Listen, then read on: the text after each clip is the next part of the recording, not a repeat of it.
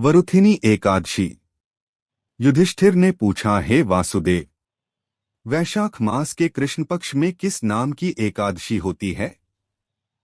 कृपया उसकी महिमा बताइए। भगवान श्री कृष्ण बोले, राजन, वैशाख कृष्ण पक्ष की एकादशी वरुथिनी के नाम से प्रसिद्ध है। यह इस लोक और परलोक में भी सौभाग्य प्रदान करने वाली है। वरुथिनी के व्रत से सदा सुख की प्राप्ति और पाप की हानि होती है। वरुथिनी के व्रत से ही मानधाता तथा धुंधुमार आदि अन्य अनेक राजा स्वर्गलोक को प्राप्त हुए हैं।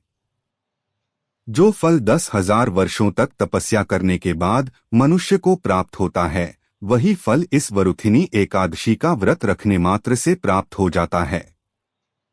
चलिए हम वरुथिनी एकादशी की कथा सुनते हैं।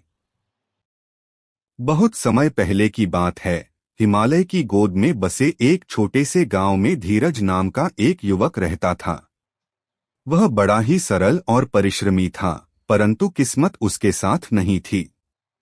उसके जीवन में दुखों की भरमार थी। खेती बर्बाद हो चुकी थी, माता पिता बीमार रहते थे और खुद को वह हमेशा अभागा मानता था। एक दिन गांव में एक वृद्ध साधु आए। वे शांत स्वर में बोले, बेटा, जीवन में भाग्य नहीं, भक्ति और विश्वास काम आता है। वैशाख मास में आने वाली वरुथिनी एकादशी का व्रत करो।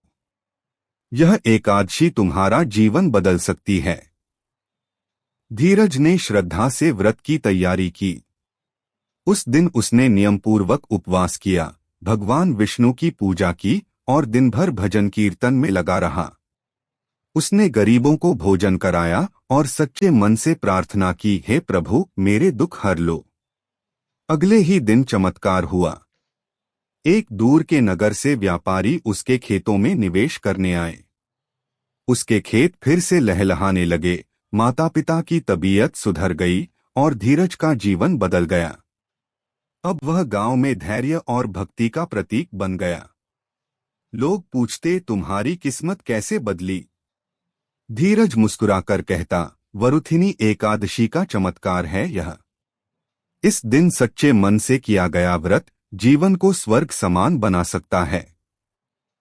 सीख, वरुथिनी एकादशी न केवल पापों से मुक्त करती है, बल्कि सौभाग्य और सुख भी प्रदान करती है, बशर्ते व्रत श्रद्धा और नियम पूर्वक किया जाए।